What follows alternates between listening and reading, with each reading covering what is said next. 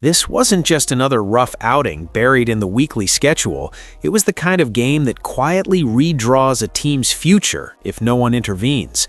Every dropback told the same uncomfortable story, not about a defense doing something special, but about a failure coming from inside the huddle.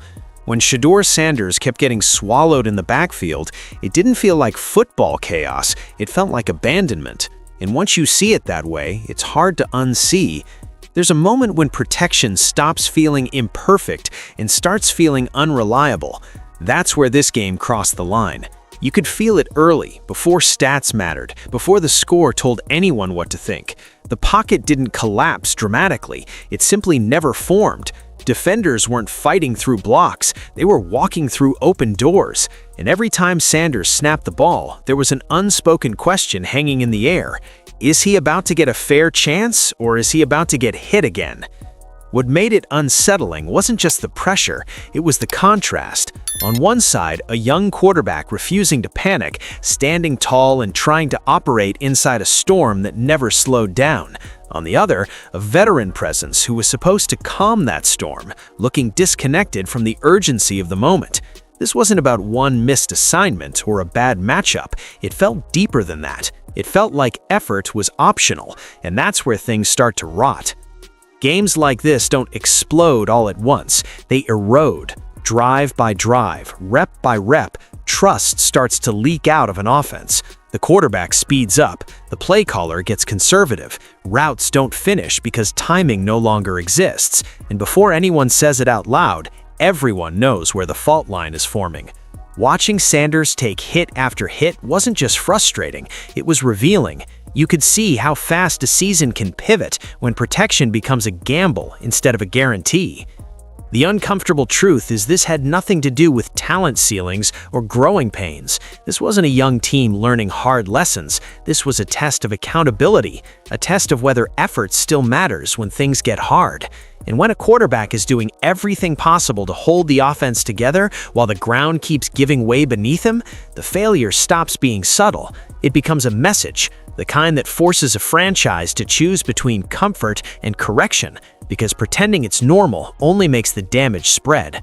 And that's why this game matters, not because of the final score, but because of what it exposed before anyone was ready to talk about it. It didn't take long for the unease to settle in. From the first few possessions, it was clear that protection wasn't just shaky, it was unreliable.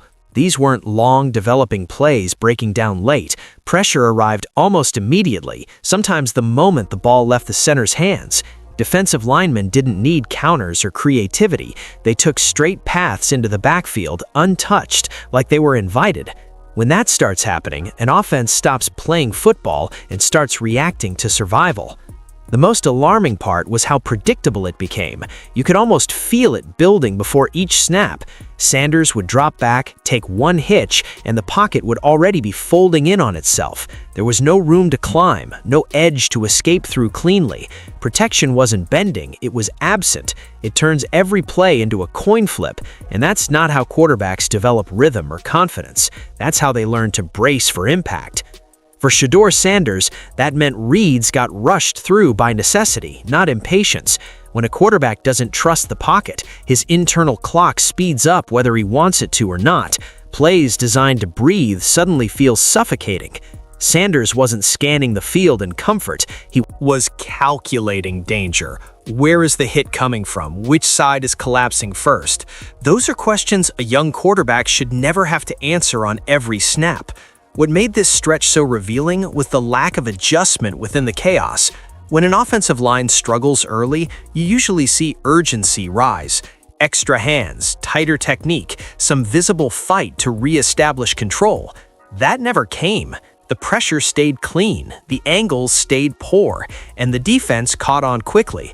They didn't disguise much, they didn't blitz wildly. They simply trusted what the tape was showing them and attacked the same soft spots again and again. This is the moment where protection stops feeling fixable and starts feeling structural. When defenders know exactly where the breakdown is coming from, the entire chessboard changes. The offense can't bluff, play action loses its bite, long routes become fantasies. Everything shrinks because everything is rushed. And as that reality set in, it became obvious this wasn't just a bad series or a rough quarter. This was a pattern forming in real time. And once that pattern locks in, the pressure doesn't just come from the defense anymore. It comes from expectation. Every snap feels heavier. Every mistake feels bigger. And what started as broken protection quietly turned into something far more dangerous, a growing sense that the quarterback was on his own. Once you isolate the source of the breakdown, the picture gets uncomfortable fast. The camera doesn't need slow motion or telestrator circles to tell the story. Cam Robinson was supposed to be the stabilizer, the veteran presence anchoring the edge. Instead, play after play put him under a harsh spotlight he couldn't escape. It wasn't just that he was getting beaten, it was how he was getting beaten. There were reps where contact barely happened at all. Edge rushers weren't fighting through resistance, they were slipping past shoulders that never fully squared up. Footwork lagged behind the snap, hands arrived late, if they arrived at all. On several plays, Robinson looked a step behind mentally, reacting instead of dictating. At this level, that hesitation is fatal. Defensive linemen sense it instantly and punish it without mercy. What made it stand out wasn't any single catastrophic snap, it was the accumulation. Missed assignment followed by soft leverage, a clean loss followed by a half-hearted recovery attempt. You can almost timestamp the moment defenses realized they didn't need to disguise pressure anymore. They targeted his side openly, confident they'd get home before the play had a chance to develop. When an offensive lineman becomes predictable to the defense, he stops being a chess piece and starts being a weakness to exploit. The body language told an even louder story. Linemen who were locked in fight to reinsert themselves into a rep, even after losing initial ground. That wasn't consistently there. Too often, once Robinson lost position, the play was over for him. No second effort, no desperate shove to widen the arc, no last-second grab to buy his quarterback a heartbeat. The result was Sanders absorbing contact that never should have existed. This wasn't framed as a personal attack, and it doesn't need to be. Film is indifferent. It doesn't care about reputation or past contracts or locker room status. It only shows what happened between the snap and the whistle. And what the film kept showing was a veteran tackle struggling not just with execution, but with urgency. That's the part teams fear most, because technique can be coached and matchups can be adjusted. Effort is non-negotiable. By the time the game settled into its rhythm, Robinson wasn't just another lineman having a rough night. He had become the focal point of the breakdown.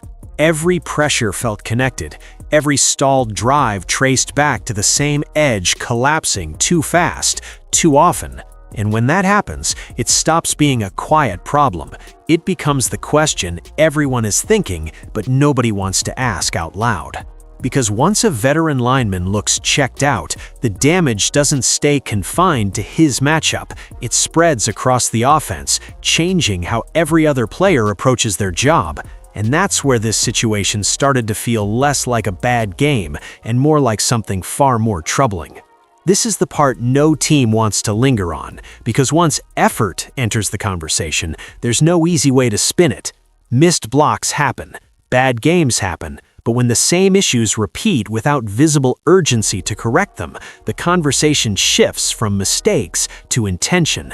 And that's where things started to feel uncomfortable, not because anyone said it out loud, but because the film kept hinting at it over and over again. There were snaps where the problem wasn't power or speed, it was follow-through. Blocks that ended the moment initial contact failed. Reps where the defender kept working while the blocker disengaged. In real time, it looked subtle. On replay, it felt glaring. When linemen are fully locked in, losing a rep doesn't mean surrender. It means scrambling, grabbing grass, buying half a second however possible. That second effort wasn't consistently there, and that's what turned a bad situation into a troubling pattern. Penalties only amplified the frustration. Holding calls erased rare positive plays. False starts killed momentum before it had a chance to build. These weren't judgment calls on the margins, they were drive killers, stacked on top of an offense already fighting uphill. And the more they piled up, the more it felt like focus was slipping. Coaches reacted. Teammates noticed. Even casual viewers could sense something was off. When flags follow one player repeatedly, it stops feeling like coincidence. What makes effort such a dangerous topic is how quickly it infects everything else. Offensive lines rely on trust as much as technique. Each player has to believe the guy next to him is fully locked in. When that belief starts to crack, hesitation creeps in. Guards cheat their sets. Tight ends hang back. The entire protection scheme tightens up in fear of exposure. One player's lack of urgency quietly forces everyone else to overcompensate, and suddenly the whole unit looks worse than the sum of its parts. This wasn't about emotion or anger on the sideline. In some ways, it was worse than that. There wasn't visible frustration boiling over, just a flatness that never changed as the game slipped further away. No edge coming out of halftime, no visible attempt to reset the tone. Same problems, same outcome. And when that happens, it raises the question no coach wants to answer mid-season. Is this a fixable slump, or is this who the player is right now? Because once that question forms, it doesn't stay in the film room, it spreads. Fans feel it, analysts circle it, teammates sense it in subtle ways, in protections called differently, in glances exchanged after another breakdown. Effort doesn't have to be accused to be understood. Sometimes the loudest message is what doesn't change. And as those questions lingered without answers, the consequences only grew heavier. Because when effort is perceived as optional, accountability starts to feel negotiable. And that's when problems stop being technical and start becoming cultural.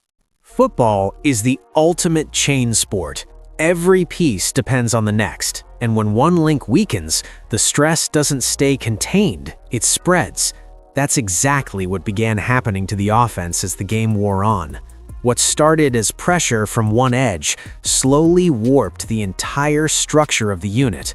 Play calling became cautious, timing eroded, confidence leaked out snap by snap. One breakdown was now shaping every decision. When protection fails consistently from the same spot, the offense can't pretend it isn't happening. Adjustments get rushed into place, sometimes before they're even needed.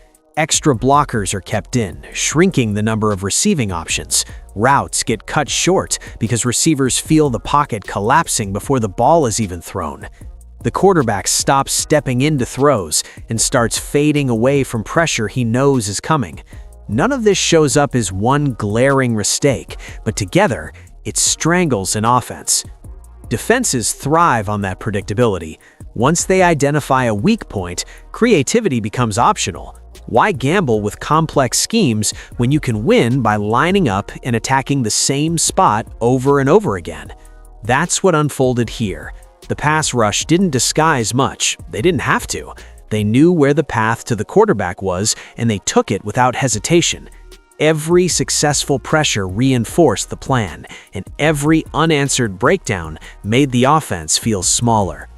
This ripple effect hit the run game just as hard. Plays designed to flow one direction kept getting blown up before they could develop. Running backs were forced to cut early, often into traffic, because the edge never held. That eliminates balance, and without balance, an offense becomes one-dimensional. When that happens, defenders stop respecting deception. Everything becomes faster, louder, and more aggressive on the other side of the ball.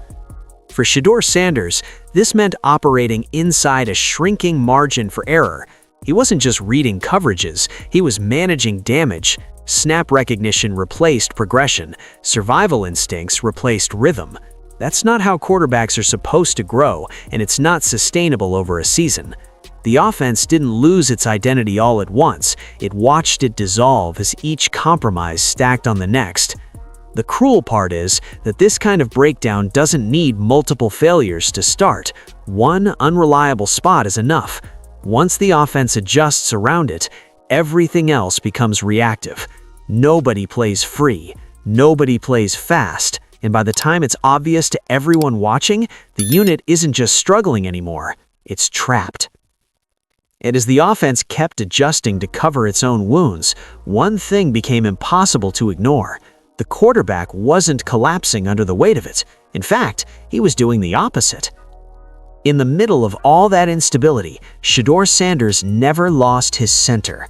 That was the most striking part.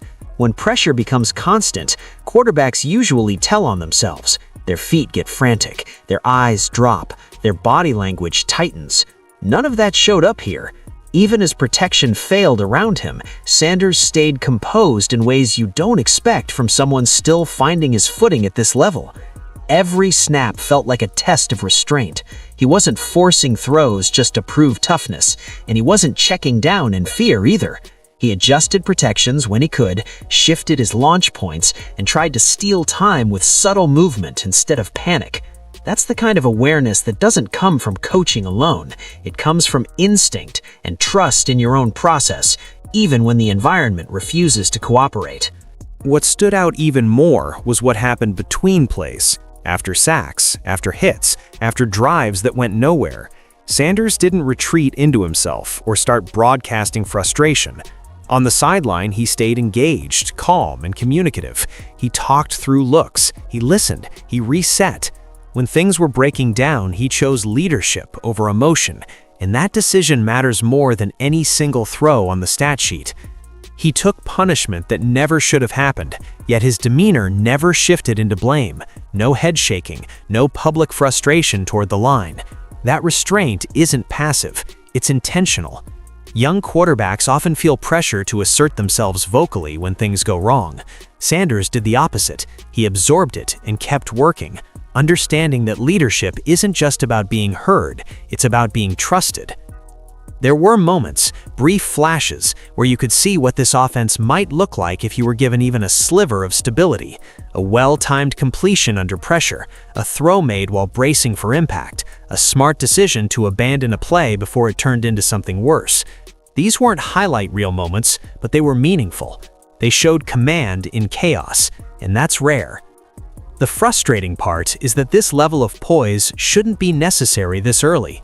Quarterbacks are supposed to grow into leadership, not be forced into it by circumstance. Sanders wasn't just managing a game plan, he was managing dysfunction, and he did it without letting it leak into his performance. That tells you something about his ceiling. But leadership can't replace structure forever. Poise can keep things from collapsing completely, but it can't fix the root of the problem. And as impressive as Sanders was under pressure, the situation raised a sobering question. How long can a quarterback keep bailing out instability before it starts taking something back from him? This is the part that never makes the postgame show because it doesn't show up cleanly on a stat line. When a quarterback plays under constant pressure, the damage isn't just physical, it's neurological. It rewires instincts, reads speed up, footwork shortens, patience disappears, not because the player lacks it, but because he's been trained by repetition to expect danger before the play even has a chance to unfold. Young quarterbacks aren't supposed to live in that space. They're supposed to learn timing, trust, in anticipation. They're supposed to step into throws knowing the pocket will give them a fair second to breathe. When that expectation gets stripped away, development turns into damage control. Every snap becomes about minimizing loss instead of maximizing potential. And the scary part is how fast those habits form.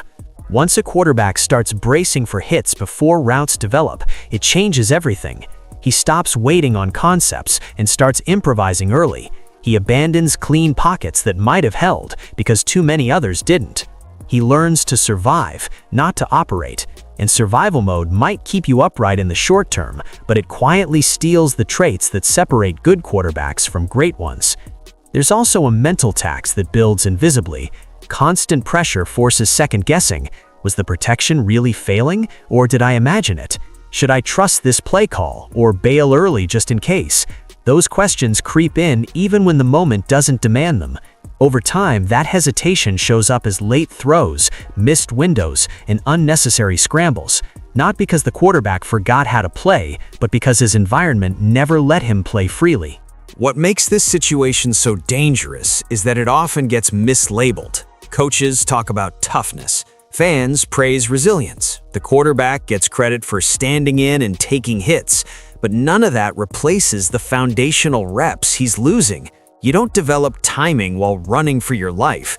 You don't sharpen progressions while defenders are already in your lap, and you don't build long-term confidence when every snap feels like a test of endurance. The league is full of cautionary tales that start exactly this way. Quarterbacks who showed promise early only to plateau or regress because they were asked to carry chaos instead of being developed inside structure. It's never one hit that does it, it's hundreds of small moments where the brain learns the wrong lesson. Protect yourself first, read later, trust nothing. Right now, Sanders is holding that line. He's staying composed, he's managing the chaos, but the concern isn't whether he can survive this stretch, it's what this stretch is teaching him. Because once those habits take root, they're hard to undo. And that's why protection failures aren't just game day problems, they're long-term risks that can quietly alter a quarterback's trajectory before anyone realizes what's been lost. As the game faded into tape sessions and post-game silence, the noise didn't actually disappear, it shifted. This is where things get quieter on the surface and louder behind closed doors. And while nothing official has been said, there's been a growing buzz around the situation that's hard to ignore. Rumors suggest this performance didn't land as just another bad grade in the film room, it landed as a problem that can't keep getting pushed down the calendar. It's been said that when breakdowns repeat this clearly, conversations change tone. They stop being about adjustments and start leaning toward accountability. That doesn't mean shouting matches or dramatic confrontations. Most of the time, it's subtler than that. Longer pauses in meetings, fewer excuses offered, more eyes lingering on the same clips. When effort gets questioned internally, even quietly, it creates tension that no scheme can smooth over. There's also been plenty of online chatter, and while social media doesn't run teams, it does amplify pressure. Fans aren't just frustrated with the results, they're frustrated with what looks like inaction. Analysts have started circling the same plays, the same missed reps, the same penalties, asking why nothing seems to change week to week. That outside noise has a way of seeping inside buildings, even when teams insist it doesn't. What makes situations like this volatile is how players respond to perceived imbalance. If it feels like mistakes are being tolerated without consequences, resentment builds. That doesn't mean a locker room implodes overnight. It means trust thins out. Veterans start wondering what standard is being upheld. Younger players start questioning what effort actually earns you. None of that shows up in press conferences, but it shows up in body language, communication, and cohesion.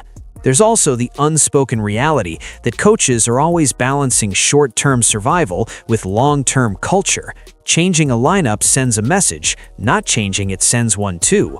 Reports claim that when a quarterback keeps taking hits tied to the same breakdowns, that balance becomes harder to defend. At some point, protecting stability starts to look like protecting the wrong thing. And that's where the pressure really mounts, because this isn't just about one player underperforming, it's about what that underperformance signals if it goes unaddressed. Teams don't lose belief all at once, they leak it slowly, quietly, until one day everyone is playing careful football instead of confident football. Nothing here has been confirmed, no drastic moves have been announced, but when speculation grows this loud, it's usually because something underneath is already shifting. The question isn't whether the conversation is happening, it's how long it can stay contained before it forces a decision no one wants to rush, but no one can afford to avoid. At some point, every team reaches a moment where indecision becomes its own decision. That's where this situation now sits. There's no easy fix left, no quiet tweak that can be disguised as progress. The choices on the table are clear, even if none of them are comfortable. You either make a change and accept the short-term disruption, or you keep things the same and accept the long-term damage that comes with it. One option is to keep riding it out, hoping repetition turns into correction. That path leans on patience and trust, but it also gambles with something far more valuable. Every week of instability adds another layer of strain on the offense, especially on the quarterback. Another set of hurried reads, another handful of unnecessary hits, another week where development takes a back seat to survival. That isn't neutral, it's a cost. The other path forces accountability into the open. That doesn't automatically mean punishment or exile. It means acknowledging that effort and execution aren't matching expectation and doing something about it. Benching a veteran, reshuffling the line, giving someone else a chance to protect the edge. Moves like that send a message, not just to one player, but to the entire room. Standards matter. Performance matters. No role is permanent. What makes this decision heavier is who's being affected by the delay. Shedeur Sanders isn't just another player cycling through snaps. He's an investment, one the organization is actively shaping with every rep. Asking a young quarterback to endure repeated breakdowns in the name of continuity risks teaching the wrong lesson, that his growth is secondary, that absorbing damage is part of the job. That's not how you build a future. This isn't about ego or blame, it's about clarity. Football teams rarely collapse because of one bad player. They collapse because they refuse to confront obvious problems. Allowing a known weakness to persist quietly tells everyone watching that discomfort will be tolerated longer than dysfunction. And once that becomes the culture, reversing it takes more than one lineup change. The fork in the road doesn't announce itself with drama. It shows up as a simple choice: protect familiarity or protect progress. Keep explaining the same failures or risk short-term chaos to avoid long-term regret. Teams that take the wrong path don't always realize it immediately. They feel it later, when confidence is gone and fixes no longer work. This moment isn't about overreacting to one game. It's about recognizing what that game revealed, because the longer the team waits to choose, the more the decision gets made for them. When you strip away the emotion, the commentary, and the noise that follows any tough loss, the tape is brutally honest. It doesn't exaggerate and it doesn't protect reputations. It simply shows effort meeting resistance. And in this case, it showed a team pulling in two different directions. One player grinding through chaos, refusing to fold. Another drifting, leaving cracks that widened with every snap. That contrast wasn't subtle. It was the message. What made this game so troubling wasn't just what went wrong, but what it revealed about priorities. A quarterback fighting to lead, absorb hits, and keep belief alive. An offensive foundation that failed to meet him halfway. Football is built on trust, especially in the trenches. When that trust Breaks, everything else becomes fragile. Timing fades, confidence erodes, and belief, once shaken, is almost impossible to fake back into existence.